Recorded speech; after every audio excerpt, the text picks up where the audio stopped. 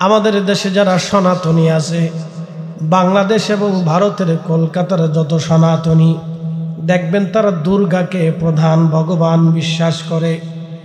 আপনি যদি দেখবেন নেপালের সনাতনী যারা আছে তারা কৃষ্ণকে প্রধান ভগবান হিসেবে বিশ্বাস করে। আপনি গুজরাটের যদি চলে যান, গুজরাটের সনাতনীরা আর একজনকে এই আপনার কি বলে অন্য আর একটা দেবতাকে প্রধান দেবতা মনে করে। বেঙ্গালুরের সনাতনীরা আর একজনকে প্রধান দেবতা মনে করে। আমি গিয়েছিলাম মালয়েশিয়াতে বাইজান একটা পাহাড় আছে, একটা গুহা আছে। এই গুহাটার বয়স 40 কোটি বছর। 40 কোটি বছর ধরে গুহার বয়স। তাদের ধারণায় গুহার সামনে ভাইজান ওই আপনার কি বলে ভারতের তামিলনাড়ুর হিন্দুরা বিরাট একটা মূর্তি বানায় রাখছে। তামিলনাড়ুর হিন্দুরা এই গুহার সামনে বিরাট বড় একটা মূর্তি বানিয়ে রাখছে। তামিলনাড়ুর যারা সনাতনী তাদের ভগবান বড় ভগবান আর একজন। ভারতের প্রত্যেক অঞ্চলে যাবেন, অঞ্চল ভেদে তাদের বিশ্বাস অনুযায়ী এ বড় ভগবান, এ বড় ভগবান। কিন্তু মুসলমানকে যদি জিজ্ঞাসা করেন, মুসলমান তোমার রবকে, আমরা সব মুসলমান একসাথে জবাব দেব আল্লাহ। কথা বলেন ঠিক কিনা? এই গুহার ভিতরে অনেক মন্দির আছে, ছোট ছোট মূর্তি বানানো আছে। ওই মূর্তিগুলির সামনে সনাতনী যারা বিশ্বাসী তারা মূর্তির সামনে মাথা নত করে বলে তুমি আমার খোদা। মূর্তির সামনে মাথা নত করে তারা প্রার্থনা করে তুমি আমাকে দাও, বিদ্যা দাও, অর্থ দাও, টাকা দাও, সুখ দাও, শান্তি দাও। এটা তাদের বিশ্বাস। শুধু এইখানে না, এই মূর্তি আস্তে আস্তে আস্তে আস্তে এক সময়ে কাবা ঘরের ভিতরে আল্লাহর হরম মক্কাতুল মুকাররমার ভিতরে 360টা মূর্তি এসে জমা হয়ে গেল। 360টা মূর্তি আসার পরে প্রিয় নবী যেই দিন দুনিয়াতে তশরীফ আনলেন, শুনিয়া যান রহমতের নবী যেই দিন তশরীফ আনলেন, আল্লাহর নবী দুনিয়াতে তশরীফ আনার সাথে সাথে হেরামের ভিতরে মক্কাতুল মুকাররমার ঘরের ভিতরে 360টা মূর্তি আল্লাহর পক্ষ থেকে সেজদায় পড়ে গেল। একসাথে বলেন আল্লাহু আকবার। না, সবাই একসাথে বলেন আল্লাহু আকবার। আরো জোরে বলেন আল্লাহু আকবার। কয়টা মূর্তি? 360টা মূর্তি সেজদায় পড়ে গেল। সকালবেলা মক্কার কাফেররা কাবার দরজা খুলে ঘরের ভিতরে যেয়ে দেখে মূর্তিগুলি উপর হয়ে পড়ে আছে। হায় হায়, এত মূর্তি একসাথে উপর করে কেমনে পড়লো? অথচ দরজা তালা মারা আছে, পাহারাদার ছিল। তখন ইহুদিরা গণনা করে দেখলো সর্বনাশ, আখিরি নবী ধরা ধামে তশরীফ এনেছে। ঠিক একই সময়ে ইরানের মাজুসি, ইরান, উজবেকিস্তান, কাজাখস্তান, তুর্কমেনিস্তান, এই বেল্ট, আফগানিস্তানের এক অংশ, বেলুচিস্তান থেকে শুরু করে বিরাট একটা এরিয়া। তখন আগুনের পূজা করত মানুষ। তারা বলতো আগুন আমাদের দেবতা। ইরান এবং ইরাকের এক অংশ, সিরিয়ার এক অংশ মিলে তারা বিরাট বড় একটা সাম্রাজ্য ছিল তাদের নাম ছিল পার্সিয়ান সাম্রাজ্য। এই পার্সিয়ান সাম্রাজ্যের প্রধান ধর্ম ছিল মাজুসি। বিরাট বড় আগুনের কুণ্ডলি জ্বালায়া তার আগুনের সামনে সেজদায় পড়ে বলতো, আগুন তুমি আমাদের খোদা, তুমি আমাদেরকে বিদ্যা দাও, অর্থ দাও, টাকা দাও, বিপদ থেকে বাঁচাও। কথা বোঝা যায়? বুঝেছেন? মাজুসি নাম কি? মাজুসি। তারা আগুনের পূজা করত, আগুনকে তারা খোদা মনে করত। তাদের ধর্ম ছিল আগুনের ধর্ম। এই মাজুসি ধর্মে তারা বিশ্বাসী। সমস্ত মাজুসেরা আগুনের সামনে সেজদায় পড়ে থাকত। ইরানের রাজধানীতে, পার্সিয়ান সাম্রাজ্যের রাজধানীতে একটা মন্দির ছিল। এই মন্দিরে 4000 বছর ধরে আগুন জ্বলতেছিল, একটা সেকেন্ডের জন্য কোনোদিন আগুন নিভে নাই। কি বুঝলেন? প্রায় 4000 বছর ধরে আগুন জ্বলতেছিল। 4000 বছরে 1 সেকেন্ডের জন্য এই আগুনটা কখনো নিভে নাই। তাদের প্রধান মন্দির যেটা মাজুসিদের, 4000 বছর ধরে আগুন জ্বলতেছে। এই 4000 বছর ধরে তারা আগুনের পূজা করতেছে। 4000 বছর পরে নবীজি যখন দুনিয়াতে আসলেন, ঠিক তখনই ইরানের পার্সিয়ান সাম্রাজ্যের মূল প্রধান যেটা আগুনের মন্দির ছিল, আগুন নিভে গেল হঠাৎ করে। একসাথে বলবেন আল্লাহু আকবার। না না, আরো জোরে বলেন, জোরে বলেন। শুধু কি আর সেই দিন নিভলো? চিরদিনের জন্য নিভে গেল, ঠিক কিনা? বলে কেন নিভে গেল? চিরদিনের জন্য আগুন নিভে গেল। কেন নিভে গেল? কিসের জন্য নিভে গেল? নবী আসার কারণে আগুন নিভে গেল। তিনি এই জন্য নূর, এজন্য তিনি নূর। আল্লাহর পক্ষ থেকে যখন নূর এসে গেল, তখন দুনিয়ার মাজুসির আগুন নিভে গেল। 360টা মূর্তি কাবা ঘরের সামনে সেজদায় পড়ে গেল। মাজুসিরা গণনা করে দেখলো, হায় হায়, সর্বনাশ হয়ে গেছে। আমাদের 4000 বছরে যে আগুন নিভে নাই, সে আগুন আজ হঠাৎ করে নিভে গেল। বোঝার আর বাকি নাই, এই সাম্রাজ্যও শেষ হবে, এই আগুনের ধর্ম একদিন শেষ হয়ে যাবে। জোরে বলা যাবে কে মারহাবা। মাজুসি ধর্ম চলে গেল, পারস্য সাম্রাজ্য শেষ হয়ে গেল। এবার রোমান সাম্রাজ্য। রোমান সাম্রাজ্য ছিল প্রায় 7000 বছর ধরে চলমান। 7000 বছর পৃথিবীতে তারা রাজত্ব করলো। তাদের বিরাট বড় সাম্রাজ্য, বিরাট বড় প্রাসাদ। প্রাসাদের বয়স হাজার হাজার বছর, হাজার হাজার বছরের প্রাসাদ। তাই প্রাসাদের মধ্যে ফাটল ভেঙে গেল। বিরাট বড় মিনারা ছিল তাদের, বিরাট বড় বিরাট বড় প্রাসাদের উপরে তাদের মিনারা ছিল। এই মিনারা ভেঙ্গে খান খান হয়ে পড়ে গেল। প্রাসাদের প্রত্যেকটা দেওয়ালে ফাটল ধরে গেল। তখন তাদের গণক দার্শনিকরা গণনা করতে বসে গেল, হায় হায়, এত বছর পার হলো, এই প্রাসাদে কোনোদিন ফাটল ধরে নাই, আজকে কেন এই প্রাসাদের মধ্যে ফাটল ধরে গেল? তারা গণনা করে দেখলো, সর্বনাশ, আখিরি নবী রাহমাতুল লিল আলামিন দুনিয়াতে জন্ম নিয়েছেন। এমন একটা শিশু পৃথিবীতে জন্ম নিয়েছে, এমন একটা শিশু পৃথিবীতে আগমন করেছে, যার আগমনে রোম সাম্রাজ্য বাতিল হয়ে যাবে, রোম সাম্রাজ্য ধ্বংস হয়ে যাবে, রোমানরা পরাভূত হয়ে যাবে। ওই শিশু বাচ্চার উম্মাত্রা তাম দুনিয়াতে প্রভাব বিস্তার করবে, দুনিয়া দখল করবে। একবার জোরে বলা যাবে কি আল্লাহু আকবার। আল্লাহ বলছেন, ইন্নামাল মুশরিকুনা নাজাসুন। প্রত্যেক মুশরিকরা নাপাক। প্রশ্ন আসতে পারে, তারাও তো মানুষ, তো নাপাক কি করে হবে?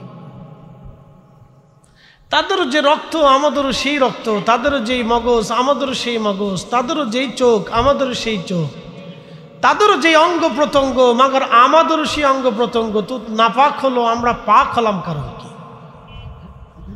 কিসের জন্য জানেন? ইমানের কারণে। কিসের কারণে?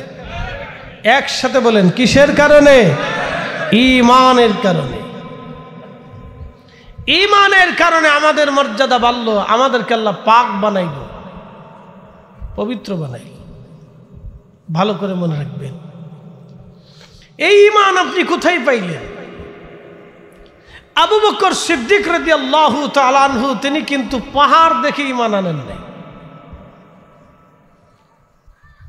খাসাইসুল কুবরার ভিতরে, তারিখ ইবনে আসাকিরের ভিতরে ইমাম ইকরাম লিখতেছেন, সিদ্দিক আকবর ব্যবসা করার জন্য শামে গেছেন। এই অঞ্চলগুলি ছিল ব্যবসায়িক কেন্দ্র। তো রহমতের নবীজির সাথী খলিফাতুল মুসলিমিন আবু বকর তখনও দিন, ইমান, কালেমা, আখেরাত, আল্লাহ, খুদা, ফেরেশতা কিচ্ছু চেনেন না, তো ব্যবসার জন্য গেছে। রাতের আধারে ঘুমিয়েছেন, স্বপ্নের ঘরে দেখতেছেন আকাশের একটা চাঁদ আর একটা সূর্য হযরত আবু বকরের কোলের মধ্যে চলে আসছে। তিনি তিনার সুন্দর চাদরখানা দিয়ে চাঁদ আর সূর্যকে কোলের মধ্যে টেনে ধরলেন। স্বপ্ন দেখার পরে হযরত আবু বকর চিন্তায় পড়ে গেলেন, এত সুন্দর স্বপ্ন জীবনেও তো কোনোদিন দেখি নাই, কারণ কি? হযরত আবু বকর সিদ্দিক রাদিয়াল্লাহু আনহু স্বপ্ন দেখার পরে সকালবেলা পাদ্রীর কাছে চলে গেলেন। পাদ্রীর কাছে চলে যাওয়ার পরে পাদ্রী বললেন, তোমার নাম কি? বলে, আমার নাম আবু বকর। কি স্বপ্ন দেখেছ আবু বকর? বলে, দেখলাম আকাশের চাঁদ আর সূর্য আমার কোলের মধ্যে আসছে। আমি আবু বকর চাদরখানা দিয়ে চাঁদ আর সূর্যকে বুকের মধ্যে জড়িয়ে ধরলাম। হযরত আবু বকর এই কথা বলার পরে পাদ্রী ডাক দেয়, বলেন, আবু বকর তোমার বাড়ি কোন দেশ? বলে, আমার বাড়ি মক্কা। তোমার বাড়ি মক্কা? বলে, হ্যাঁ। কোন বংশের সন্তান তুমি? বলে, কুরাইশ বংশের সন্তান। আবু বকর কে পাদ্রী ডাক দেয়, বলেন, আবু বকর তুমি যদি এই স্বপ্ন সত্যই দেখে থাকো তাহলে শোনো, তোমার জন্য একটা সুসংবাদ আছে। বলে, পাদ্রী কি সুসংবাদ? সুসংবাদ হলো, শোনো, তোমাদের মক্কাতুল মুকাররমা একজন নবী আসবে, নাম হবে মুহাম্মদ, বাবার নাম আব্দুল্লাহ, মায়ের নাম আমেনা, বংশ হাশিমি কুরাইশি, হাশিমি কুরাইশি।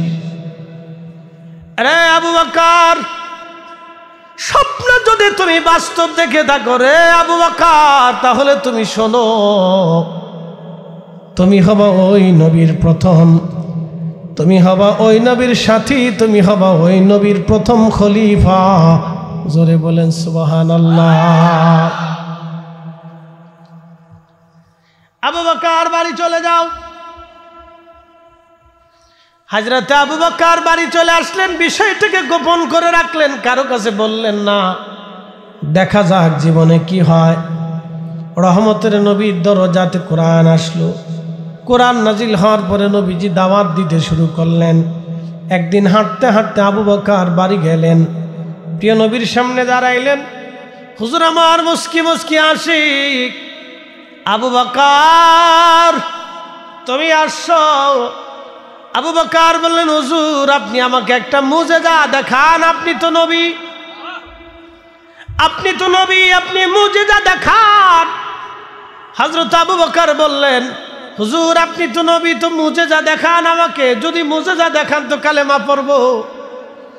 নবী বললেন, আবু বকর সিরিয়ায় ব্যবসা করতে গিয়েছিলাম, আকাশের চাঁদ আর সূর্য তোমার স্বপ্নে তোমার কোলের মধ্যে এসেছিল, চাদর দিয়ে জড়িয়ে ধরে রাখছিলাম, আর সকালবেলা পাদ্রীর কাছে যায় তার ব্যাখ্যা জানতে চাইছিলাম, পাদ্রী ব্যাখ্যা দিয়ে দিল, আমার কথাও বলে দিয়েছে, আমার পরিচয় তোমাকে দিয়েছে আবু বকর, এরপরেও কি তুমি মুজিজা দেখতে চাও?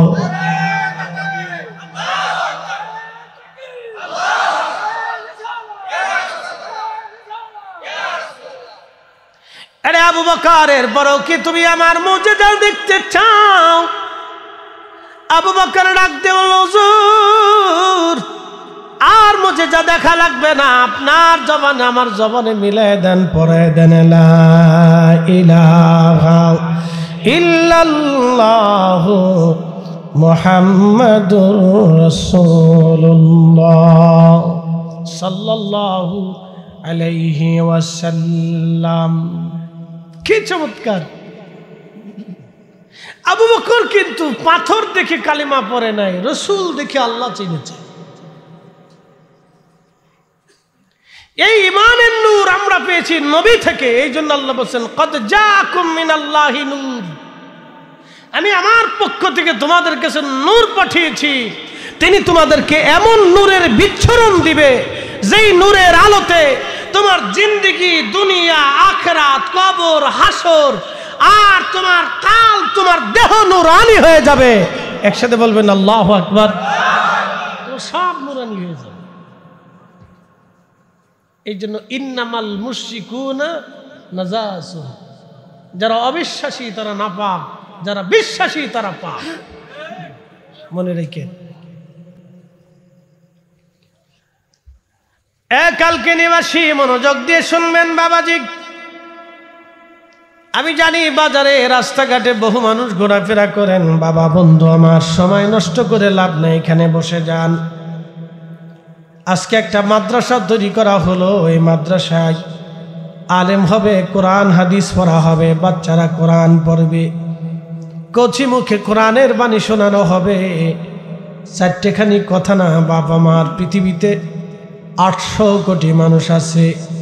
এই 800 কোটি মানুষের মধ্যে ভাইজান মাত্র 200 কোটি মুসলমান, বাদ বাকি আর কোনো মুসলমান নাই। 600 কোটি মানুষ আল্লাহকে আল্লাহ বলে মানে না। 600 কোটি মানুষ আল্লাহকে আল্লাহ বলে মানে না। এই 600 কোটির ভিতরে আছে সনাতনী হিন্দু সম্প্রদায়। এই 600 কোটির মধ্যে আছে বৌদ্ধ সম্প্রদায়। এই 600 কোটির মধ্যে আছে খ্রিস্টান সম্প্রদায়। এই 600 কোটির মধ্যে আছে শিখ। 600 কোটির মধ্যে আছে মাজুসি। এইরকম বহু ধর্মের, বহু মতের মানুষ, বহু বিশ্বাসের মানুষ দুনিয়াতে আছে। এই 600 কোটি আল্লাহকে লা ইলাহা ইল্লাল্লাহ বলে তারা কেউ মানে না। কুল হুয়াল্লাহু আহাদ বলে আল্লাহকে তারা মানে না।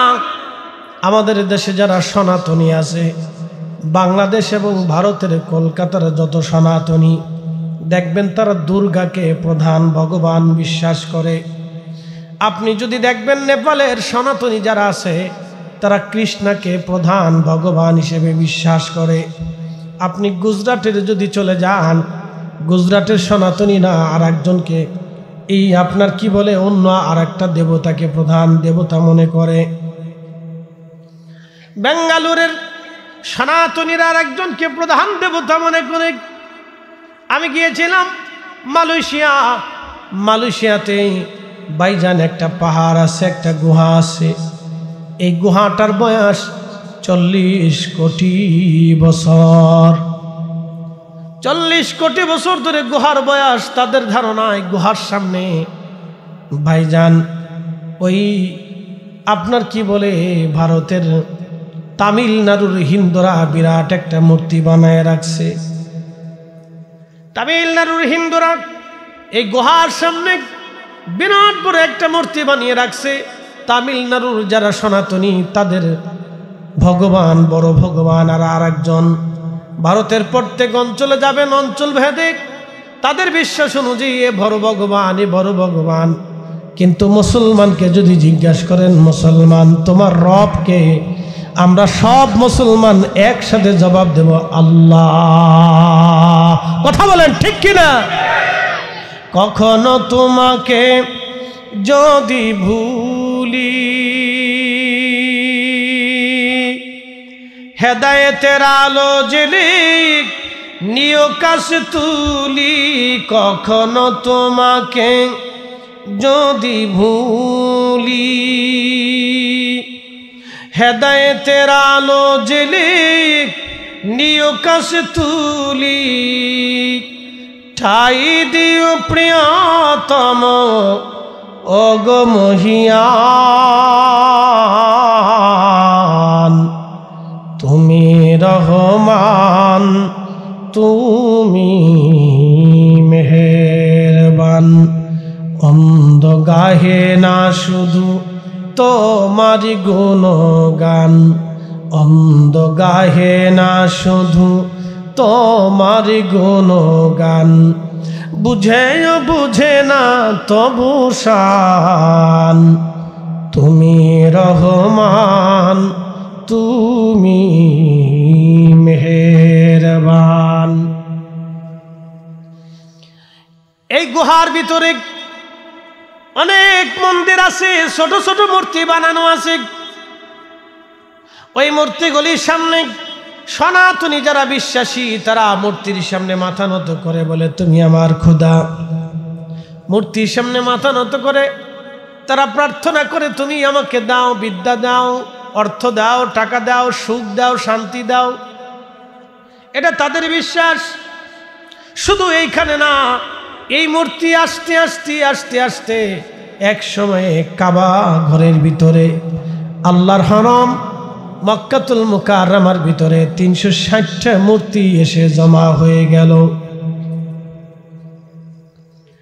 360টা মূর্তি আসার পরে প্রিয় নবী যেই দিন দুনিয়াতে তশরীফ আনলেন, শুনিয়া যান, রহমতের নবী যেই দিন তশরীফ আনলেন, হযরত আমেনা বললেন, দুনিয়ার মানুষ, আমি দেখলাম আমাকে একটা মেঘখণ্ড ঘিরে ধরে রাখছে। শুধু কি তাই, মেঘের ভিতরে আমি দেখলাম আমার ডানে একজন মহিলা বসে আছে, পরমা সুন্দরী, খেজুর গাছের মতো লম্বা লম্বায় মহিলা। জিজ্ঞেস করলাম, কে গো আপনি? আপনি এত বড় লম্বা মানুষ কোনোদিন তো দেখি নাই, আমার পাশে বসে আছেন। বলে, আমেনা, তুমি আমাকে চেনো নাই, আমি তোমার আদি মাতা হযরত হাওয়া। আমি তোমার কাছে এসেছি, আল্লাহ পাঠিয়েছেন, আল্লাহর বেহেশত থেকে এসেছি, তোমার ভিতরে আখিরি নবী। এই নবী কিছু সময় পরে দুনিয়াতে আসবে। প্রিয় নবীকে, আখিরি নবীকে রিসিভ করার জন্য আল্লাহ বেহেশত থেকে আমি হাওয়াকে পাঠিয়েছেন। একবার জোরে বলা যাবে কি মারহাবা?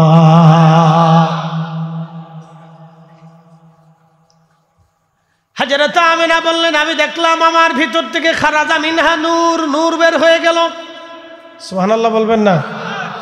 খারাজা মিনহা নূর, আমার ভিতর থেকে নূর বের হয়ে গেল। নূর, শুধু কি নূর বের হলো, আমি দেখলাম কিছু সময় পরে সবার সন্তানরা কান্নাকাটি করে, কিন্তু আমি দেখি আমার সন্তান মুহাম্মদ আমিন সেজদার মধ্যে পড়ে আছে।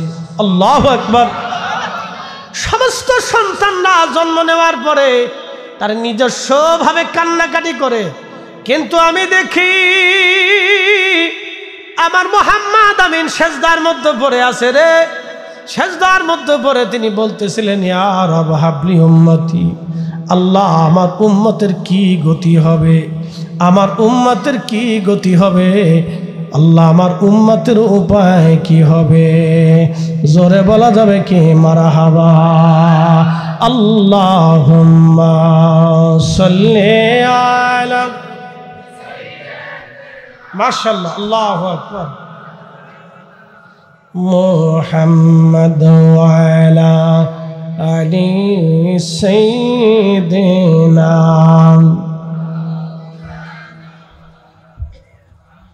তুমি মোদের আশার আলো, তাই তো তোমায় বাসি ভালো। তুমি মোদের আশার আলো, তাই তো তোমায় বাসি ভালো। হৃদয় নামের ফুলদানিতে, হৃদয় নামের ফুলদানিতে গেথে রেখেছি প্রেমের মালা। ইয়া রাসূলুল্লাহ, ইয়া হাবিবাল্লাহ, ইয়া রাসূলুল্লাহ।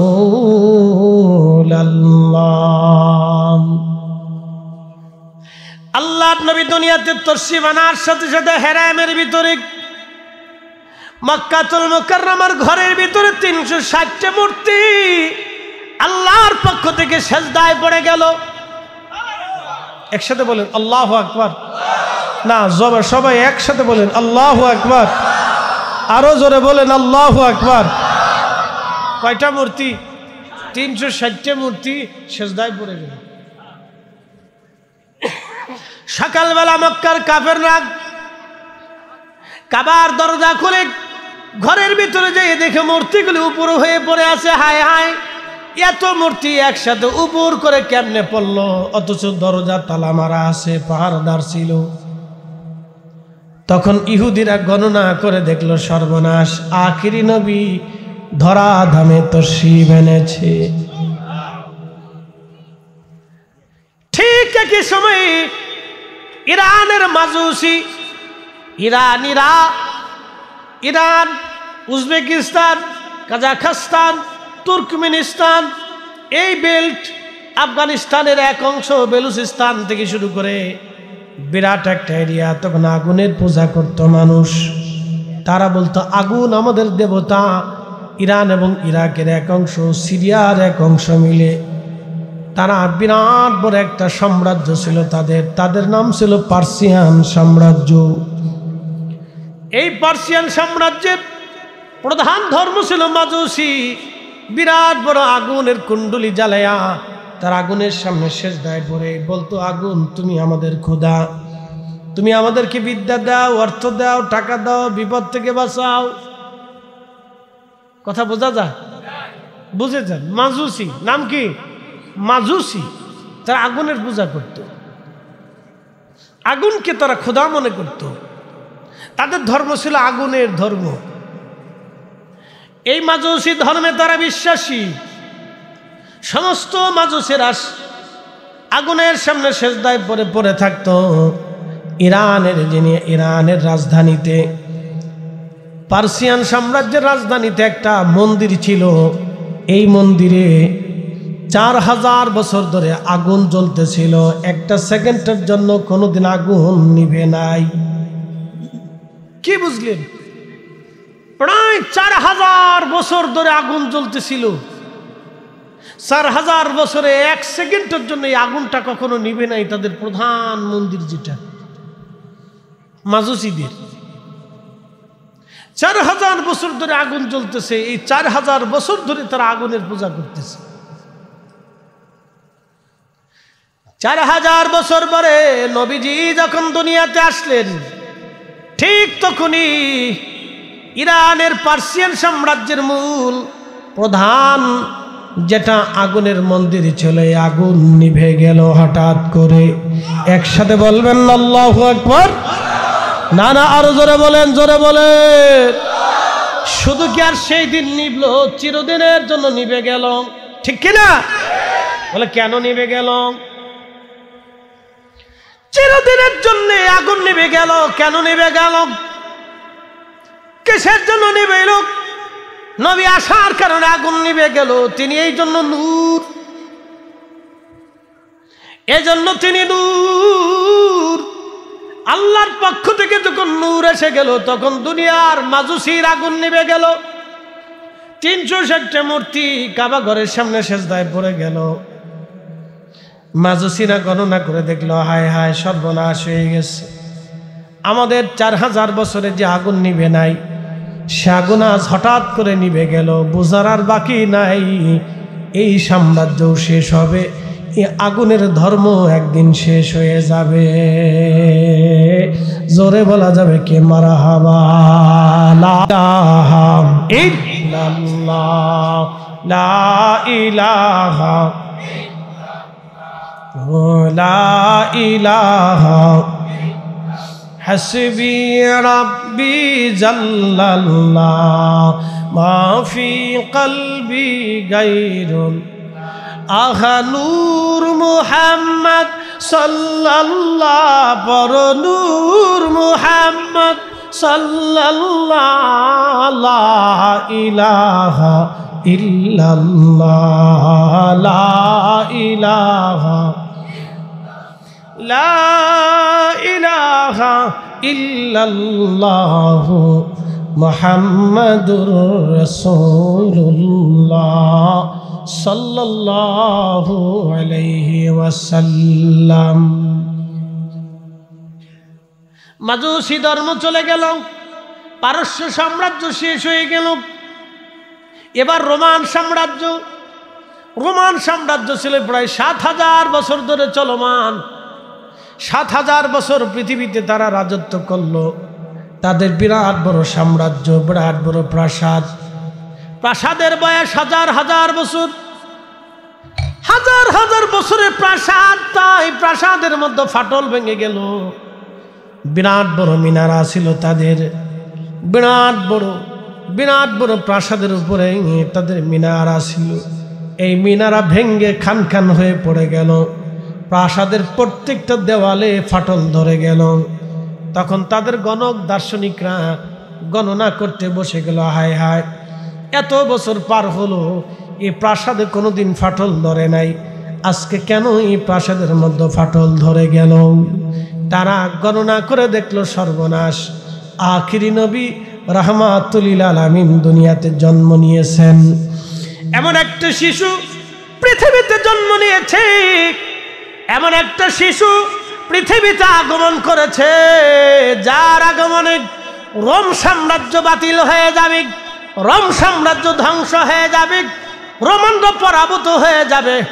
ওই শিশু বাচ্চার উম্মতরা তাম দুনিয়াতে প্রভাব বিস্তার করবে, দুনিয়া দখল করবে। একবার জোরে বলা যাবে কি আল্লাহু আকবার? তিনি রাহমাতুল লিল, আমরা তার উম্মত। কি দিছি? কদ্দুর সুদের কারবারি দিছি, কি দিছি? ঘুষ দিছি, কি দিছি? চুরি চাপটামি দিছি, কি দিছি? মিথ্যা দিয়েছি, কি দিয়েছি? গীবত দিয়েছি, শেকের দিয়েছি, তহমত দিয়েছি, ধোঁকা দিয়েছি, মিথ্যা দিয়েছি, মানুষ ঠকিয়েছি, অন্যায় করেছি, বাবা মারে ঠকিয়েছি, সন্তান ঠকিয়েছি, প্রতিবেশী ঠকিয়েছি। আমরা কি দিছি? কিচ্ছু দিতে পারি নাই। কথা কন ঠিক কিনা? ও নবীকে আমরা কিছু দিতে পারি, কিচ্ছু দিতে পারি। আচ্ছা বলেন, আমরা যে এইভাবে করি, এটা কি আমরা ঠকি না রসুল ঠকে?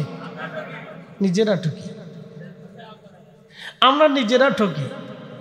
কেউ যদি নামাজ কাজা করে তাহলে সে নিজে ঠকে, আল্লাহ ঠকে না। কেউ যদি মিথ্যা বলে তাহলে সে নিজে ঠকে, আল্লাহ ঠকে না। কেউ যদি মানুষ ধোঁকা দেয় তো সে নিজে ঠকে, আল্লাহ ঠকে না। সে নিজেকে ধোঁকা দেয়, সে নিজেকে মিথ্যা বলে, সে তার নিজের নফসের সাথে জুলুম করে, জুলুম অন্যায় করে। এটাকে সে শাস্তির সম্মুখীন করতেছে, বিচারের সম্মুখীন করে দিচ্ছে, আল্লাহর কাঠগড়ায় দাঁড়ানোর সম্মুখীন করে দিতেছে। মনে রাখবেন, এই জন্য আল্লাহ রসুলকে আমরা কিছু দিতে পারি নাই, কিন্তু আমার দয়া করে আল্লাহ আমাদেরকে সেই নবীর উম্মত বানিয়েছেন। এটাই হচ্ছে আমাদের জীবনের সবচেয়ে বড় পাওয়া। কথা বলেন ঠিক কিনা?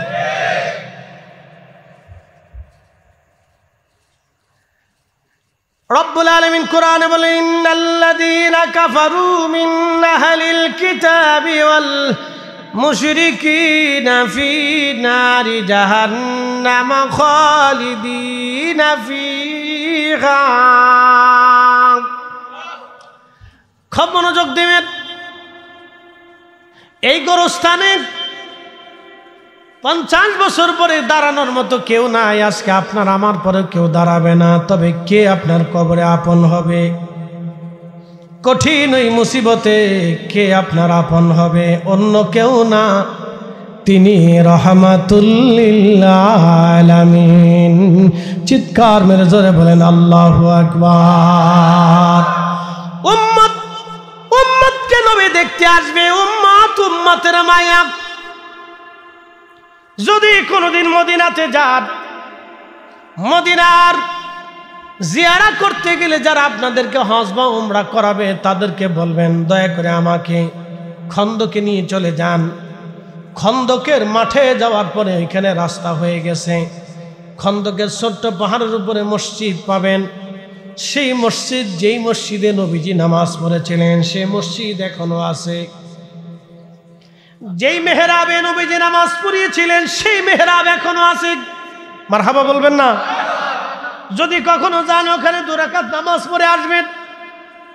ওই মসজিদের নিচে আর একটা মসজিদ আছে, মসজিদে হযরত সালমান ফার্সি, তিনি ওইখানে বসে যুদ্ধের নেতৃত্ব দিয়েছিলেন। ওই মসজিদের কিছু দূর পরে আর একটা মসজিদ আছে, মসজিদে আলী। হযরত ফাতেমা জাহরা রাদিয়াল্লাহু আনহা এবং হযরত আলী রাদিয়াল্লাহু আনহু দুইজনে ওইখানে বসে তেনারা যুদ্ধের নেতৃত্ব দিয়েছিলেন। এইখানটা মসজিদ বানিয়ে রাখা হয়েছে। ওইখান খন্দকের পাহাড়ের পিছনে আর একটা পাহাড় আছে। ওই খন্দকের মাঠের সামনে দিয়ে আগায়া আগায়া পিছনের দিকে যদি আপনি একটা পিছনের দিকে চলে যান, একটা পাহাড় পাবেন। পাহাড়ের নাম জাবাল আবু সিলা। এই জাবাল আবু সিলাতে ছোট্ট একটি গুহা আছে। এই গুহার ভিতরে রহমতের নবী একাধারে 3 দিন 3 রাত সেজদায় পড়ে কেঁদেছিলেন। সুবহানাল্লাহ বলা যাবে না? 3 দিন 3 রাত সেজদার মধ্যে পড়ে নবী কেঁদেছিলেন। কানও কাঁদলেন, সন্তানের জন্য কাঁদেন নাই, কলিজার টুকরা মেয়ে ফাতেমার জন্য কাঁদেন নাই, হাসান হুসেন রাদিয়াল্লাহু আনহুমার জন্য কাঁদেন নাই। তিনি কেঁদেছেন গুনাহগার উম্মতের জন্য। সেজদার মধ্যে পড়ে আল্লাহকে বলেন, ইয়া রব হাবিলি উম্মতি, আল্লাহ আমার উম্মত গুনাহ করে ফেলছে, আল্লাহ আমার উম্মত গুনাহগার, আমার উম্মতের হবে কি উপায় কি? এইভাবে নবী 3 দিন 3 রাত পর্যন্ত কেঁদেছে। ওই জন্য ওই কবরে আপনার আপন কেউ হবে না, যিনি আপন হবে তিনি রাহমাতুল লিল আলামিন। কথা বলেন ঠিক কিনা? ভালোবাসলে উনাকে বাসেন, যদি ভালোবাসেন তো উনাকে বাসেন, যদি অনুসরণ করেন তো উনাকে করেন, যদি জীবন দেন তো উনার মহব্বতে দেন, যদি পক্ষ নেন তো রসুলের পক্ষ নেন। কি কথা বলেন ঠিক কিনা? যদি পক্ষ নেন তো রসুলের পক্ষ নেন। হিসাব সহজ। প্রিয় কালকিনিবাসী, বেশি লম্বা করে রাত্র গভীর করব না। ওই কবরে আমরা সবাই চলে যাব। কবর হবে আমাদের। আখিরাত বড় ভয়াবহ হবে। তারুজুল মালাইকাতু ওয়ার রূহু ইলাইহি ফি ইয়াউমিন কানা মিকদারুহু 50 আলফা সানা। আমার রব বললেন, মেহশরের মাঠ, সেই দিন মানুষেরা আমি আল্লাহর দরবারের দিকে দৌড়াইতে থাকবে। সেই দিনটা কত বড় হবে?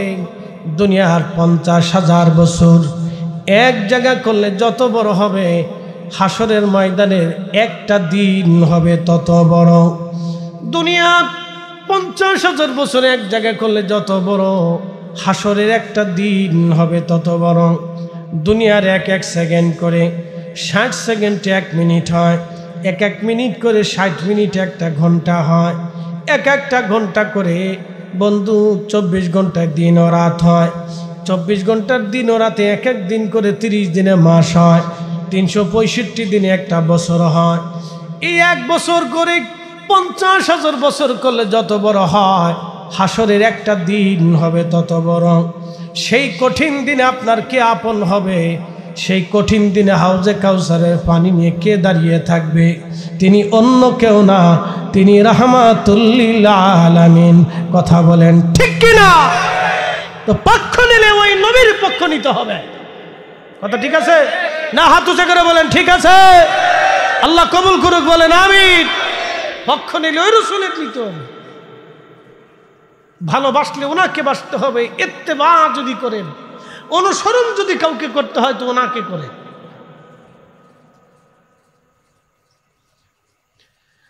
মাদারীপুরবাসী মনোযোগ দিবেন।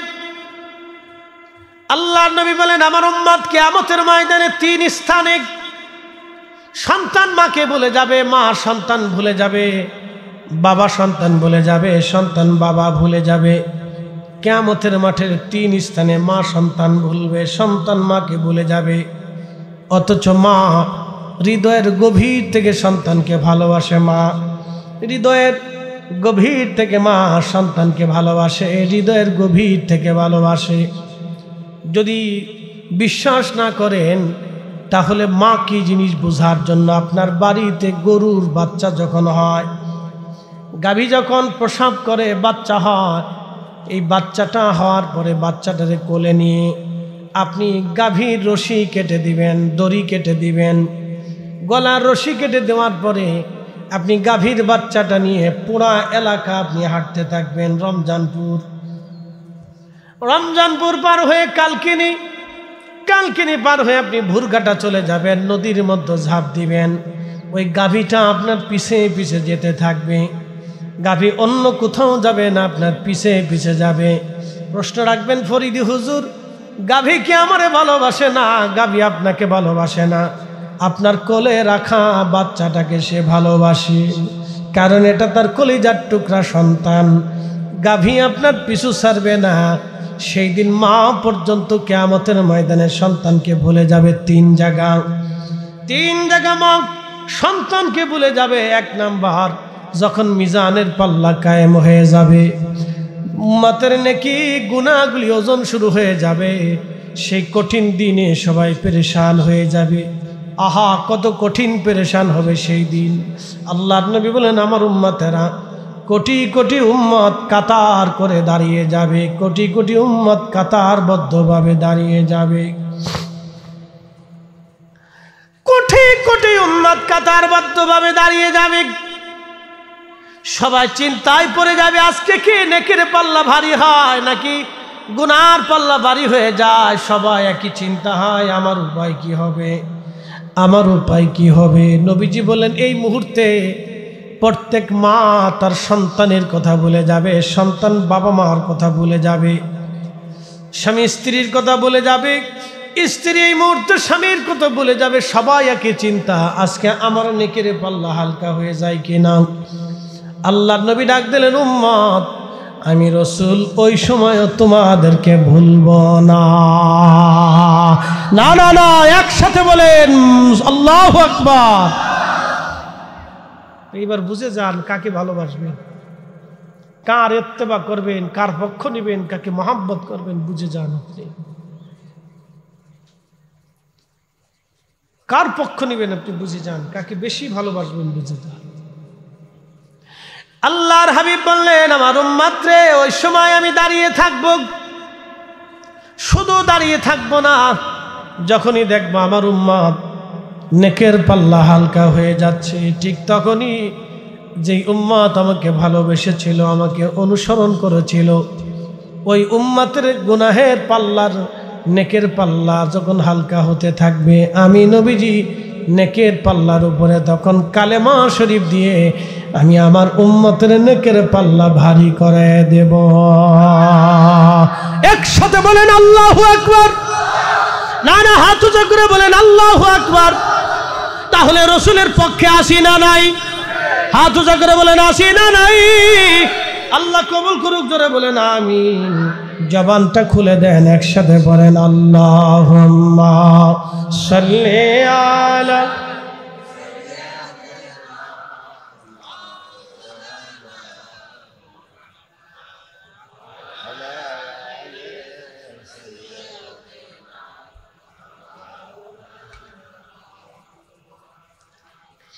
উড়ে যাও রে মাহফিলের হাওয়া,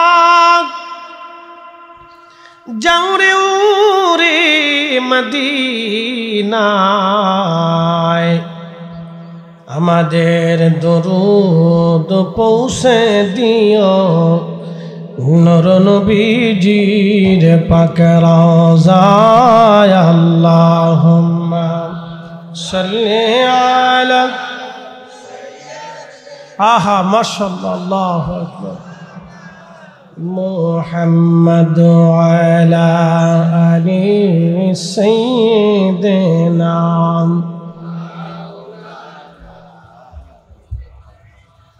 প্রিয় উপস্থিতি, একদিন আমরা কবরের দিকে চলে যাব। ওয়া ইন্না ইলাইহি রাজিউন। আমরা আল্লাহর কাছে চলে যাব, রবের কাছে চলে যাব। আমরা রবের কাছে ছিলাম, রবের কাছে চলে যাব। আল্লাহর কাছে যেহেতু চলে যাব, অতএব রবের কাছে যেহেতু চলে যাব, কি নিয়ে যাব? আমার আল্লাহ বলেন, বান্দা দুইটা জিনিস নিয়ে আসো। এক নম্বরে, ইন্নাল্লাযীনা আমানু ওয়া আমিলুস সলিহাতি উলাইকা হুম খায়রুল বারিয়া। নিশ্চয়ই ইমানে আমলে যারা পাকা হবে, সৃষ্টির মধ্যে তারা সেরা। এইখানে শেষ না, আমার আল্লাহ বলেন, জাযাউহুম عند ربهم جنات عدن تجري من تحتها الأنهار خالدين فيها أبدا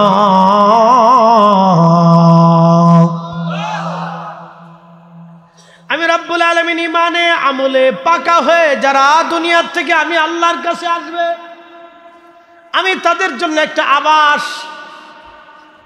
আমি তৈরি করব। চিরদিনের জন্য একটা আবাস হবে। দুনিয়া চিরদিনের জন্য না, দুনিয়া অল্প সময়ের জন্যে।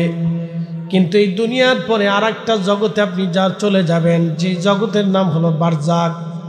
সেই জগৎটাও চিরদিন হবে না, সেটা কিয়ামত পর্যন্ত সময় হবে। কিয়ামত কায়েম হয়ে যাওয়ার পরে কিয়ামতের মাঠও চিরদিন হবে না। কিয়ামতের মাঠ শুরু হয়ে সেটাও শেষ হয়ে যাবে। এরপরে আর একটা জগৎ আসবে, ফুলসিরাতের জগৎ। 30,000 বছর লাগবে এই ফুলসিরাতের মাঠ, ফুলসিরাতের পুল পার হতে। কারো জন্য বিদ্যুৎ গতিতে, মেঘে বিজলি মারলে যেমন করে চলে যায়, আল্লাহর বান্দা অমন করেই চলে যাবে। আর খুব মনোযোগ দিবেন, কেউ উটের গতিতে, কেউ ঘোড়ার গতিতে, কেউ হেঁটে হেঁটে, কেউ দৌড়ের গতিতে, কেউ আবার হামাগুড়ি দিয়ে কেউ আবার হামাগুড়ি দিবে, পরে যেতে চাবে, জড়িয়ে ধরবে, আবার হাঁটবে, আবার একটু জিরাবে, আবার একটু যাবে, আবার একটু যাবে, আবার একটু জিরাবে। এইভাবে তার 30,000 বছর লেগে যাবে। 30,000 বছর এইভাবে তারপরে সে জান্নাতে পৌঁছাবে। অনেক কষ্ট হবে তার জান্নাতে পৌঁছাইতে। বলে হুজুর দেরি কেন? নেকি কম, সম্পদ কম, নেকি কম, নেকি কম।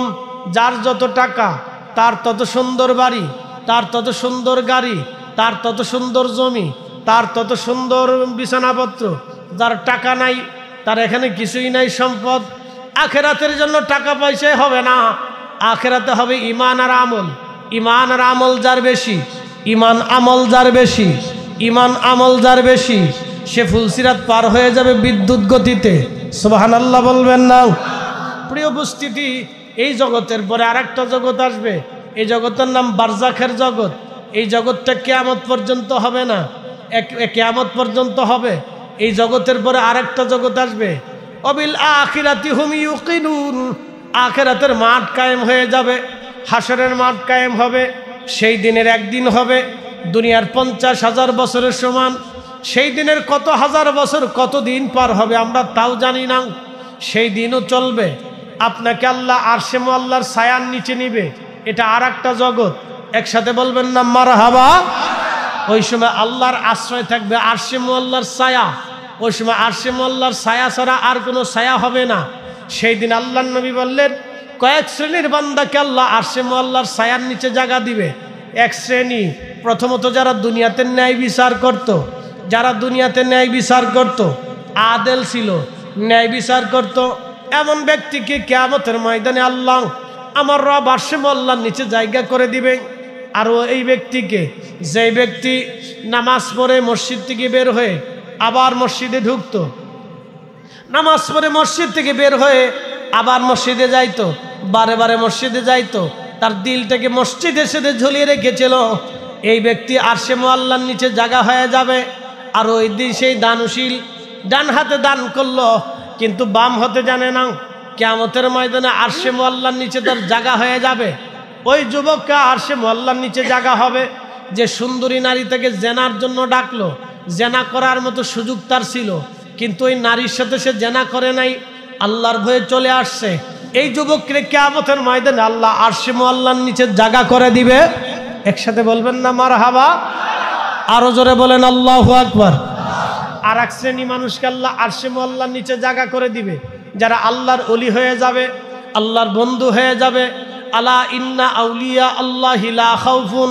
আল্লাহ বলেন সাবধান, আমার ওলি যারা তাদের ভয় নাই, ওয়ালা হুম ইয়াহজানুন, তাদের কোনো চিন্তা নাই। এই আয়াতের তাফসীরে নবী বললেন তারা আরশে মুআল্লার নিচে নূরের মিম্বরে, নূরের চেহারায়, নূরের মিনা মিম্বরে, নূরের মিম্বরে, নূরের চেহারায়, নূরের আসনে, নূরের টুপি পরিয়া আল্লাহ তাদেরকে আরশে মুআল্লার নিচে বসায় রাখবে। একসাথে বলবেন আল্লাহু আকবার। নবীরা জিজ্ঞেস করবে আল্লাহ এরা কারা? শহীদরা বলবে আল্লাহ এরা কারা? নূরের মিম্বরে, নূরের চেহারায়, নূরের জগতে, নূরের স্থানে তারা বসে আছে আরশে মুআল্লার বিতনে নিচে। এত মর্যাদা কারা? আল্লাহ এই জগতে কারা এই আরামে বসে আছে? আল্লাহ বলবে না আমার শহীদ ও নবী না, এরা হলো তারা যারা দুনিয়াতে একজন আর একজনকে শুধু আমি আল্লাহর জন্য ভালোবাসছিল, শুধু আমি আল্লাহর জন্যে, আল্লাহর জন্যে, আল্লাহর জন্যে, আল্লাহর জন্যে। আজকে মাহফিলে আসছি আল্লাহর জন্যে, রসুল ভালোবাসি আল্লাহর জন্যে, অলি ভালোবাসি আল্লাহর জন্যে, আলেম ভালোবাসি আল্লাহর জন্যে, জিকিরের মাহফিলে বসি আল্লাহর জন্যে, দুয়ার মজলিসে বসি আল্লাহর জন্যে। আমরা একত্রিত হইয়া জিকিরের মজলিস কায়েম করি আল্লাহর জন্যে। আমাদের জীবনে সব হবে আল্লাহর জন্যে। যখনই আল্লাহর জন্য হবে তখনই আরশে মুআল্লার নিচে আমাদের জায়গা বরাদ্দ হয়ে যাবে। একবার চিৎকার মেরে জোরে বলেন না মারহাবা। বুঝাইতে পারছি? তাহলে ওই জগতে জায়গা হবে কার? কয়েক শ্রেণীর মানুষের। তার ভিতরে এক শ্রেণী যারা দুনিয়াতে একজন আরেকজনকে আল্লাহর জন্য ভালোবাসছিল। কার জন্যে? আল্লাহর জন্য ভালোবাসছিল। হাসরের ময়দানে আরশে মুআল্লার নিচে তাদের জায়গা হবে। এটাও একটা জগৎ। কত হাজার বছর এইখানে অবস্থান করবে কেউ জানে না। আল্লাহ খাওয়াবে, আল্লাহ পানি পান করাবে, হাউজে কাউসারের পানি আল্লাহ তাদেরকে পিলাবে। শুনে যান, এ কথাগুলি সারা জীবন বুঝে যাবে। তাহলে আমরা যেই জগতে আছি এই জগৎ কি স্থায়ী না অস্থায়ী? আমরা কি থাকবো না চলে যাব? তো চলে যাওয়ার সময় কি নিয়ে যাব? কদ্দরা আম, জাম, কলা, কাঁঠাল, পেঁপে, লিচু, টাকা পয়সা, সোনা দানা এগুলি নিয়ে যাব নাকি বলেন? সুযোগ আছে? কোনো সুযোগ নেই। দুইটা জিনিস, ইমান, আমল। জোরে বলেন ইমান, জোরে বলেন ইমান। আর ইমানের লজ্জত আপনার আসবে না যদি হাসতে হুববে রাহমাতুল্লিল আলামিন অন্তরে না থাকে, মহব্বত না থাকে, ইমানের পূর্ণতা হয় না। কথা বলেন ঠিক কিনা? নবীর মহব্বত থাকতে হবে। হুজুর বলবেন হুজুর রসুলের মহব্বত কি? বুঝি নেই। রসুলের মহব্বত দুই ধরনের, একটা জাতি আর একটা সিফাতি। বলে সিফাতি কি? টুপি নবীজি মাথায় দিয়েছেন, আপনি টুপি দেন। পাগড়ি পরেছেন, আপনি পরেন। দাড়ি রাখছেন, আপনি রাখেন। ডান হাতে খেয়েছেন, আপনি খান। আঙ্গুল চাটেন, আপনিও চাটেন। দস্তরখানা বিছাইছেন, আপনিও বিছান। আল্লাহ নবী মেহমানদারি করছে, আপনিও করেন। ভিখারিকে দান করছে, আপনিও করেন। এগুলি হচ্ছে কিছু কিছু সুন্নত আছে। ডান রাস্তা দিয়ে ডান পথে চলা, আল্লাহ রসুল চলেছেন, আপনিও চলেন। এইরকম আল্লাহ রসুলের যত সুন্নত আছে, এই সুন্নতগুলি বেছে বেছে আমল করার নাম হচ্ছে সুন্নতে সিফাতি। এগুলো হচ্ছে মহাব্বতে সিফাতি। এই সিফাতি মহাব্বতের কথা বলতে যে আল্লাহ রসুল বলেন মান আহাব্বা সুন্নতি, যে আমার সুন্নতকে ভালোবাসবে, ফাকাদ আহাব্বানি, সে আমাকে ভালোবাসবে। অমান আহাব্বানি, যে আমাকে ভালোবাসবে, কানা মাই ফিল জান্নাহ, সে আমার সাথে জান্নাতে চলে যাবে। আর একটা মহাব্বতের নাম মহাব্বতের জাতি। বলে মহাব্বতের জাতি কি? মহাব্বতের জাতি আপনাকে বুঝাই। গসলুল মালায়েকা, আমার দিকে তাকাবেন, মাইকে কান দিবেন, যে যেখান থেকে শুনতেছেন সেখান থেকে শুনবেন। গসলুল মালায়েকা নাম ছিল হযরত হানজালা। গসলুল মালায়েকা হযরত হানজালা, তিনি উহুদের যুদ্ধে তিনি তখনও আসেন নাই। তখন তিনি নতুন বিবাহ করেছেন, স্ত্রীর সাথে বাসর হয়েছে, রাতের আধারে স্ত্রীর সাথে সময় কাটিয়েছেন। ফজরের নামাজের সময় তিনি গোসল করতে আসছেন, তখনও তিনার জন্য গোসল ফরজ, গোসল করেন নাই। তাহাজ্জুদও হয় নাই, ফজর নামাজও হয় নাই, তিনি গোসল করবেন। এমন সময় কে জানি বলে গেল, হানজালা শুনছো মদিনাবাসী, উহুদে রসুল শহীদ হয়ে গেছে। কেন হয়েছে? যদি কোনোদিন মদিনাতে যান তা আপনাকে ঠিকানা বলে দিই, ঠিকানা বলে দিই। উহুদে পাহাড়ের এক পাশে একটা ফাঁকা জায়গা পাবে। ওই ফাঁকা জায়গা উঠার আগে নিচে একটা মসজিদ পাবেন। এটা মসজিদ মুখতাসার করে বানিয়ে রাখা হয়েছে। ওই মসজিদে নবীজি আসরের নামাজ পড়তেছিলেন। নামাজ পড়া শেষ, এই মুহূর্তেই পিছন দিক থেকে কাফেররা আক্রমণ করছে। আল্লাহর হাবিবের দন্ত মোবারক ওইখানে শহীদ হলো। রসুল করিমের মাথা মোবারক আঘাত লাগলো। আল্লাহর নবীকে বাঁচাইতে বললেন সাহাবা একরাম, কে আছো? রসুলকে বাঁচাও। নবীর সাহাবী তালহা রাদিয়াল্লাহু আনহু। শুনে যান, আজকে কাফেরদের সামনে ঢাল হয়ে গেলেন। শত শত কাফেরের সাথে একা লড়াই করতেছিল।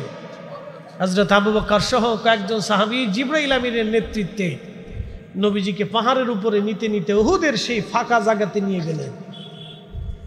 তালহা রাদিয়াল্লাহু আনহু লড়াই করতেছিলেন। তারিখের মধ্যে এসেছে হযরতে তালহা নবীজির মহব্বতে লড়াই করতে লাগলেন। আজ নবী বাঁচাইতে হবে।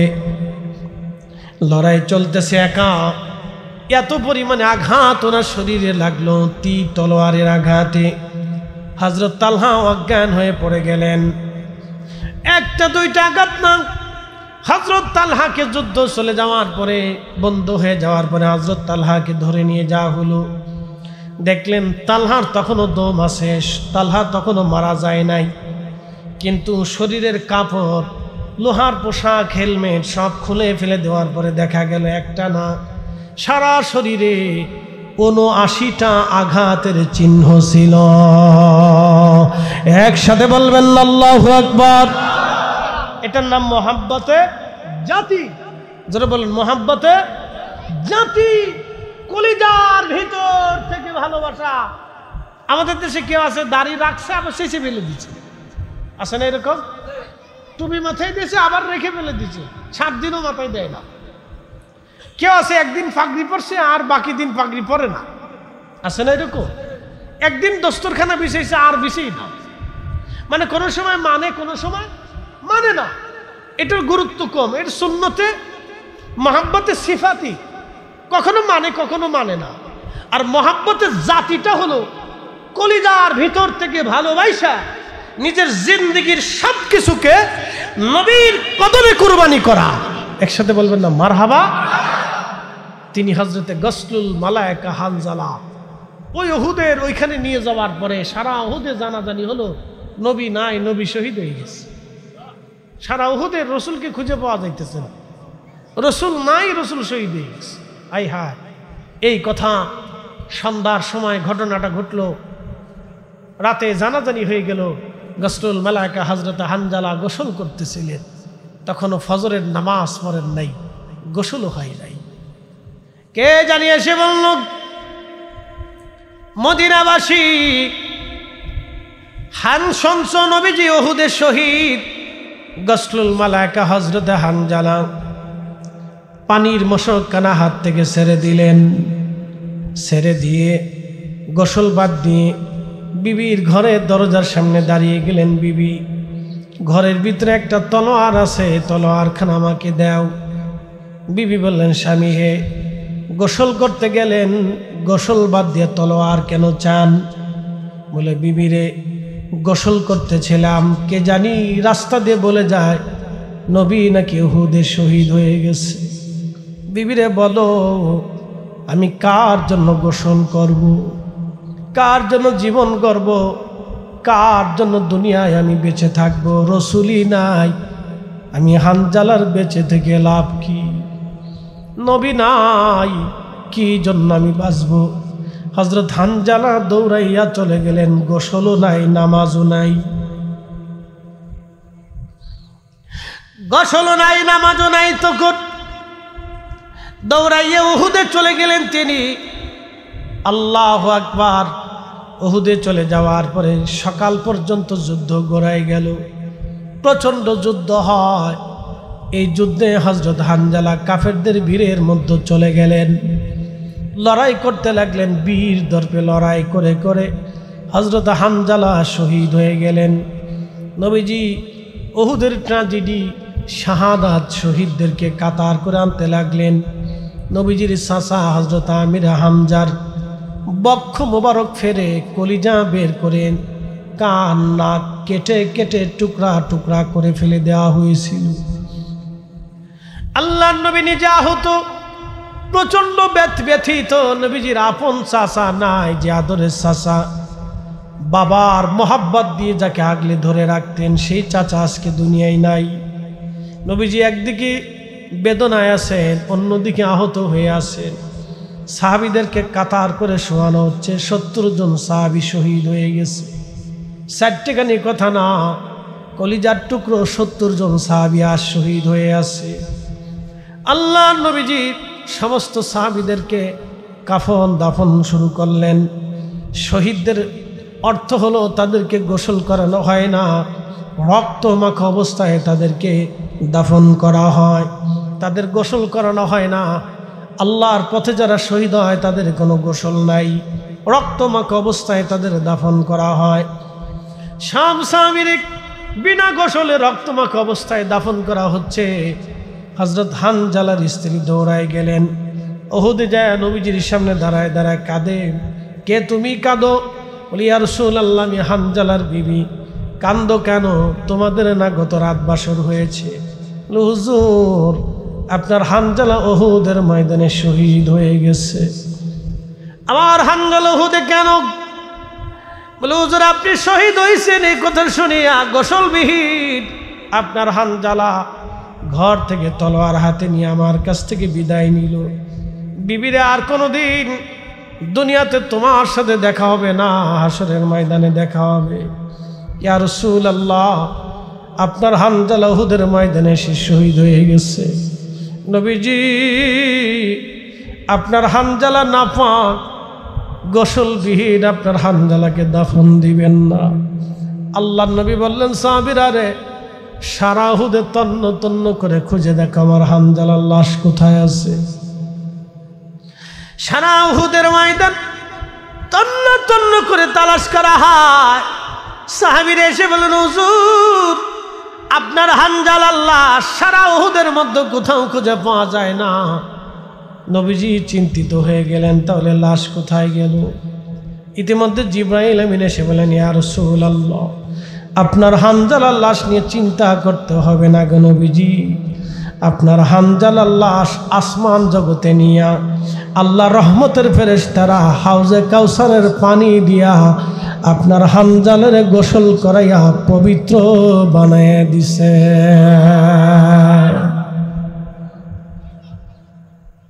মোহাব্বতের জাতি, কলিজার ভিতর থেকে রসুলকে মহাব্বত করে মহাব্বতের জাতি। হযরত হানজালার লাশ উহুদে নামাবে, ফেরেশতারা নামাচ্ছে। সাহাবীরা দৌড়াই গেলেন, দেখি আজকে দেখবো হানজালার গোসল কেমন হইছে। সাহাবীরা দৌড়ায় যায়, দেখলেন হযরত হানজালার চুল দাড়ি মোবারক বেয়ে বেয়ে হাউজে কাউসারের পানি টপ টপ করে উহুদের মাটিগুলি ভিজে যাইতেছিল। গাসলুল মালায়েকা হানজালা এসকে রসুল দিয়ে আল্লাহ খুশি করাইলেন, এসকে রসুল দিয়া। এ কালকিনিবাসী, আজকে থেকে নিয়ত করে যাব, রসুল মিথ্যা বলে নাই, আমরাও বলবো না। নবী ধোঁকা দেয় নাই, আমরাও দেব না। আল্লাহ রসুল কারো হক নষ্ট করে না, আমরাও করব না। নবীজির চরিত্রবান হব, নবীর রঙ্গে রাঙ্গায়িত হব। এই ওয়াদা, এই মোহাব্বত নিয়ে যদি বাড়ি পর্যন্ত যেতে পারি, আজকের ওয়াজ বড় সার্থকতা হবে। কবর আমাদের সামনে। আল্লাহ বলেন, বান্দারে তুমি চলে আসবে আমার কাছে।